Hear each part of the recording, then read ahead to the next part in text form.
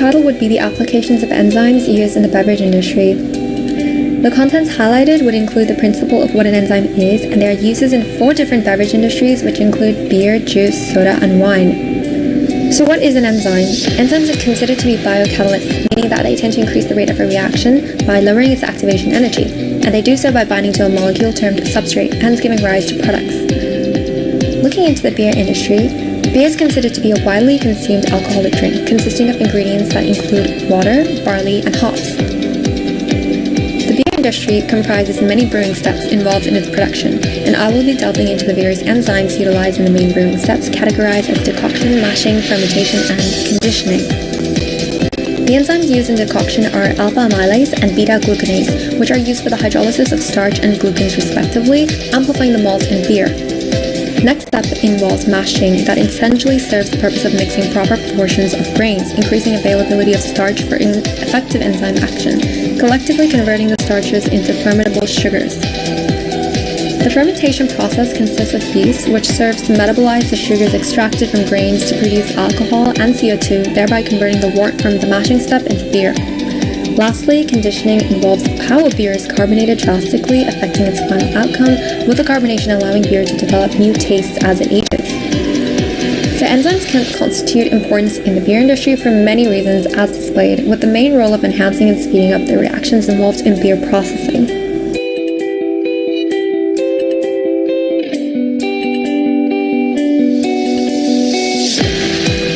So why are enzymes important in the juice industry? Well, having a high yield is one of the most important goals that the juice manufacturing industry pursues. As such, modern processes in the industry aims to employ enzymes as a means to obtain higher yields with higher clarity. However, fruit juices contain colloids that can lead to issues with the filtration process. One of such is the negatively charged colloid pectin. Pectin is a transforming agent present in fruit juices. Its fiber-like structures impedes the juice clarification process, significantly reducing the juice yield. To tackle this issue, acidic peptic enzymes such as pectinases are used to hydrolyze these pectins. Commercially, pectinases usually are made from a mixture of enzymes that include pectinase, polygalacturonase, pectin esterase, pectin lyase, cellulase, protease, and amylase. This combination of enzymes causes the clumping of suspended components, which eventually form flux and settles out. This reduces the turbidity and the viscosity of the juice.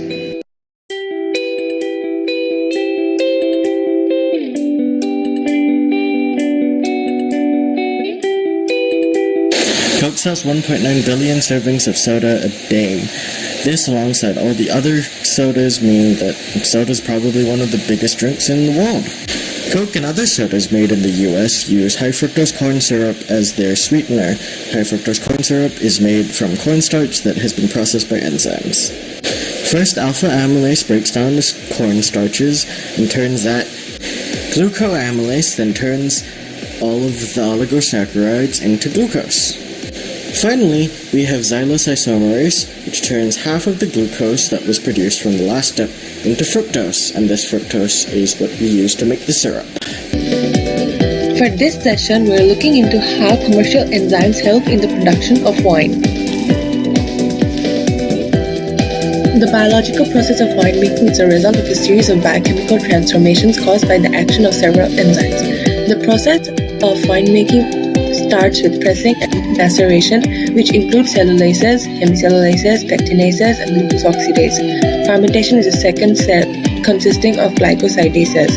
Clarification is the third step, which includes pectinases. Stabilization and aging is the last step, consisting of lysozyme, proteases, and ureases. In maceration and pressing, cellulases, hemicellulases, and pectinases are used to allow a better skin maceration and superior color extraction. It improves clarification, filtration, and the overall quality and stability of the wine. Glucose oxidase is used to reduce alcohol potential by converting glucose to gluconic acid. In fermentation, glycosidases are used for improvement of aroma by splitting sugar residues from odorless precursors that are resistant to ethanol and low pH. In clarification, pectinases break down pectins, which prevents pectinases gives improved yield of juice, produces faster settling of juice, and increases the extraction of color components. In the last process of stabilizing and aging, lysozyme is used to control the growth of gram-positive spoilage bacteria, stabilize wines after alcoholic fermentation. Proteases are used for wine stabilization by prevention of protein haze. Urases are used for hydrolysis of yeast-derived urea, preventing formation of ethyl carbamate. In conclusion, we can see how beverage industries use enzymes to produce greater yield of better tasting beverage in a shorter period of time. This brings us to the end of today's video. Thank you so much for watching.